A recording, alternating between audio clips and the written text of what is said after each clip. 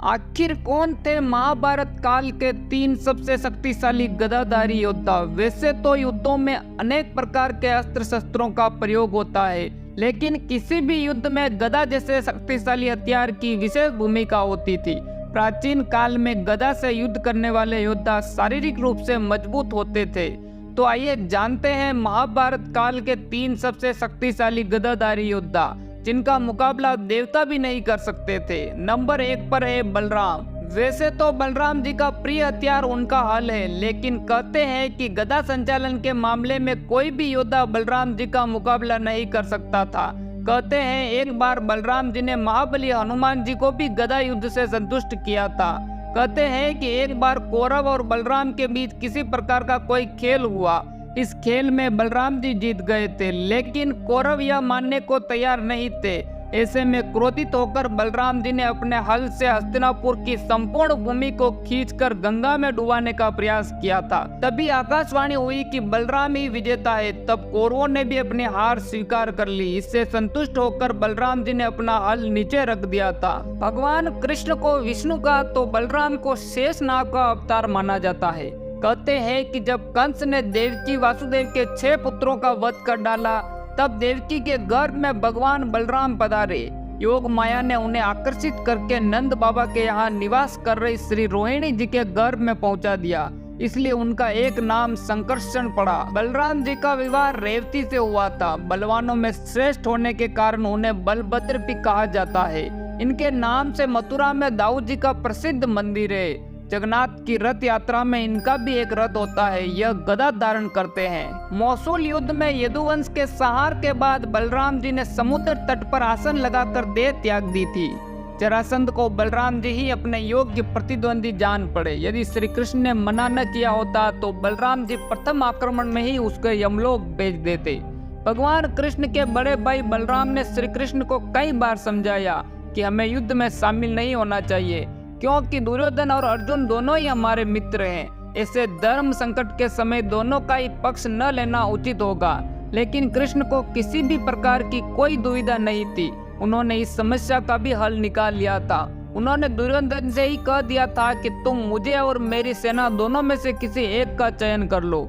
दुर्योधन ने कृष्ण की सेना का चयन किया। महाभारत में वर्णित है कि जिस समय युद्ध की तैयारियां हो रही थी और उधर एक दिन भगवान श्री कृष्ण के बड़े भाई बलराम पांडवों की छावनी में अचानक पहुंचे। दाऊ भैया को आता देख श्री कृष्ण युधिष्ठिर आदि बड़े प्रसन्न हुए। सभी ने उनका आदर किया। सभी को अभिवादन कर बलराम जी धर्मराज के पास बैठ गए। फिर उन्होंने बड़े व्यथित मन से कहा कि कितनी बार मैंने कृष्ण को कहा है कि हमारे लिए तो पांडव और कौरव दोनों ही एक समान है।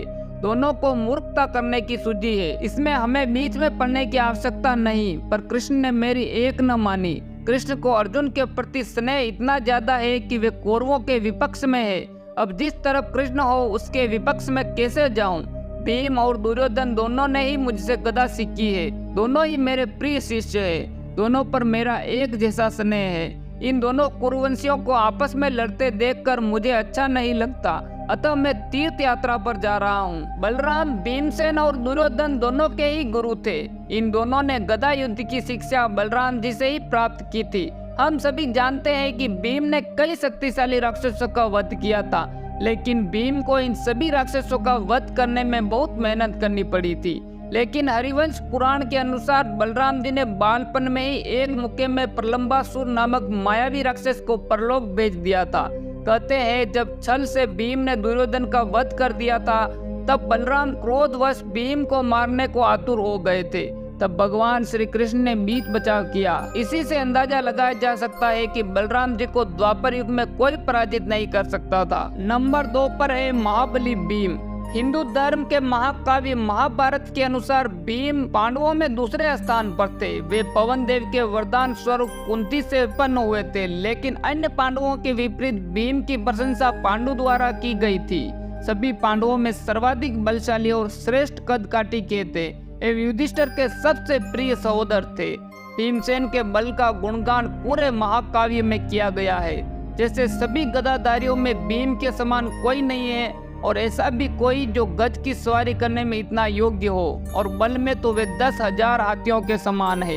युद्ध कला में पारंगत और सक्रिय, जिन्हें यदि क्रोध दिलाया जाए तो वो अकेले ही कई धृतराष्ट्रों को वे समाप्त कर सकते हैं। सदैव रोषरत और बलवान, युद्ध में तो स्वयं इंद्र भी उन्हें परास्त नहीं कर सकते।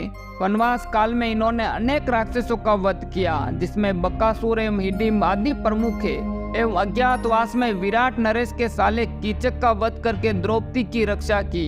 यह गदा युद्ध में बहुत ही प्रवीण थे एवं द्रोणाचार्य और बलराम के शिष्य थे। युधिष्ठिर के राजसूय यज्ञ में राजाओं की कमी होने पर उन्होंने मगध के शासक जरासंध को परास्त करके 76 राजाओं को मुक्त कराया था।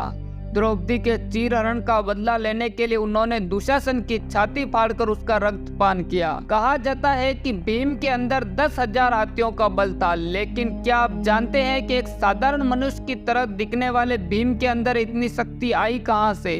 यकीनन इस रहस्य के बारे में बहुत कम ही लोगों को पता होगा। कहते हैं कि 10,000 हाथियों की शक्ति की बदौलत ही भीम ने एक बार नर्मदा नदी का प्रवाह रोक दिया था। भीम के अंदर इतनी शक्ति आने के पीछे एक रोचक किस्सा है। इसके अनुसार भीम बचपन से ही काफी शक्तिशाली थे। वह दौड़ने में, निशाना लगाने या कुश्ती लड़ने सभी खेलों में धृतराष्ट्र के पुत्रों यानी कौरवों को हरा देते थे। हालांकि उनके अंदर कौरवों के प्रति कोई द्वेष नहीं था, लेकिन दुर्योधन के मन में भीम के प्रति दुर्भावना शुरू से ही थी। तब उसने उचित अवसर मिलते ही भीम को मारने का विचार किया। दुर्योधन ने एक बार खेलने के लिए गंगा तट पर शिविर लगवाया और उस स्थान का नाम रखा उदकीर्णन। वहाँ खाने पीने से लेकर खेलने कूदने तक सभी व्यवस्था की गई थी। दुर्योधन ने 5 पांडवों को भी वहाँ खेलने के लिए बुलाया और एक दिन मौका पाकर उसने भीम के खाने में जहर मिला दिया। जब भीम ये विष भरा खाना खाकर बेहोश हो गए, तब दुर्योधन ने दुशासन के साथ मिलकर उन्हें गंगा में फेंक दिया। भीम मूर्छित अवस्था में ही पानी के रास्ते नागलोक पहुंच गए थे। वहां सांपों ने उन्हें खूब डसा, जिसके प्रभाव से उनके शरीर से विष का असर कम हो गया। इसके बाद जब भीम को होश आया तो वो आसपास भयंकर सांपों को देखकर वो उन्हें मारने लगे, जिससे डरकर सभी सांप नागराज वासुकी के पास गए और उन्हें पूरी बात बताई। सारी बातें जान लेने के बाद नागराज वासुकी आर्यक नाग के साथ खुद भीम के पास आए। वहां जाते ही आर्यक नाग ने भीम को पहचान लिया। दरअसल आर्यक नाग भीम के नाना थे। इसके बाद वो भीम को अपने साथ नागलोक ले गए। वहां उन्होंने नागराज वासुकी से भीम को उन कुंडों का रस पिलाने की आज्ञा मांगी, जिसमें 1000 हाथियों का बल था। बाद में नागराज वासुकी ने इसकी आज्ञा दे दी और तब भीम 8 कुंडों का रस पीकर एक दिव्य शैया पर सो गए। नागलोक में भीम 8 दिनों तक सोते रहे और जब वो जागे तो उनमें 10,000 हाथियों की शक्ति आ गई थी। बाद में वो हस्तिनापुर पहुंचे और माता कुंती और अपने भाइयों को दुर्योधन द्वारा उन्हें विष देकर गंगा में फेंकने और नागलोक में जो कुछ भी हुआ सारी बातें बताई। कहते हैं कि 10,000 हाथियों की शक्ति की बदौलत ही भीम ने एक बार नर्मदा नदी का प्रवाह रोक दिया था। नंबर 3 पर है जरासंध। महाभारत के अलावा पुराणों में भी जरासंध की चर्चा बहुत बार आती है। यह मगध का और भारत का सबसे शक्तिशाली सम्राट था। कंस का ससुर होने के नाते यह कंस की हर तरह से मदद करता था। कहते हैं एक बार मगध सम्राट के कोई संतान नहीं थी। सम्राट बृहद्रथ के 2 पत्नियां थी। जब दोनों से कोई संतान नहीं हुई तो एक दिन वे महात्मा चंडकोशिक के पास गए और उनको अपनी समस्या बताई। महात्मा चंडकोशिक ने उन्हें एक फल दिया और कहा कि ये फल वे अपनी पत्नी को खिला दे, इससे संतान की प्राप्ति होगी। राजा ने वह फल काटकर अपनी दोनों पत्नियों को आधा आधा खिला दिया। फल को खाने से दोनों पत्नियां गर्भवती हो गई, लेकिन जब गर्भ से शिशु निकला तो वह आधा आधा था, अर्थात आधा पहली रानी के गर्भ से और आधा दूसरी रानी के गर्भ से। दोनों रानियों ने घबराकर उस शिशु के दोनों जीवित टुकड़े को बाहर फेंकवा दिया। उसी दौरान वहां से एक राक्षसी का गुजरना हुआ। जब उसने जीवित शिशु के 2 टुकड़ों को देखा तो उसने अपनी माया से उन दोनों टुकड़ों को आपस में जोड़ दिया और वह शिशु एक हो गया। एक होते ही वह शिशु दहाड़ कर रोने लगा। उसके रोने की आवाज सुनकर रानियां बाहर निकली और उस बालक के साथ राक्षसी को देखकर आश्चर्य में पड़ गई। एक ने उसे गोद में ले लिया। तभी राजा बृहद्रथ भी वहां आ गए और उन्होंने वहां खड़ी उस राक्षसी से उसका परिचय पूछा। राक्षसी ने राजा को सारा किस्सा सुना दिया। उस राक्षसी का नाम जरा था। राजा बहुत खुश हुए और उन्होंने उस बालक का नाम जरासंध रख दिया।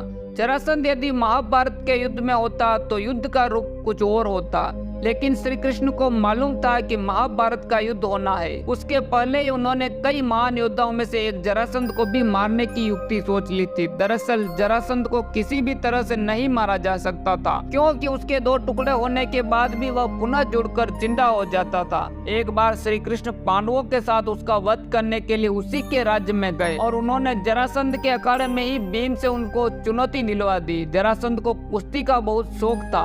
भीम ने श्री कृष्ण के इशारे पर उसकी जंघा पकड़कर उसके 2 टुकड़े कर दिए, लेकिन वह फिर जुड़कर जिंदा हो जाता था। तब 14वें दिन श्री कृष्ण ने एक तिनके को बीच में से तोड़कर उसके दोनों भाग को विपरीत दिशा में फेंक दिया। भीम श्री कृष्ण का यह इशारा समझ गए और उन्होंने वही किया। उन्होंने जरासंध को 2 फाड़ कर उसके एक फाड़ को दूसरे फाड़ की ओर तथा दूसरे फाड़ को पहले फाड़ की दिशा में फेंक दिया। इस तरह जरासंध का अंत हो गया, क्योंकि विपरीत दिशा में फेंके जाने से दोनों टुकड़े जुड़ नहीं पाए। इसके अलावा दुर्योधन, शल्य, कीचक और दुशासन भी शक्तिशाली गदाधारी योद्धा थे। आज की वीडियो में बस इतना ही। जानने से पहले लाइक बटन जरूर दबा दीजिए और वीडियो अच्छा लगा हो तो शेयर कीजिए। आपसे फिर मिलते हैं एक नए रोचक वीडियो के साथ। तब तक के लिए आप सबको हमारी शुभकामनाएं।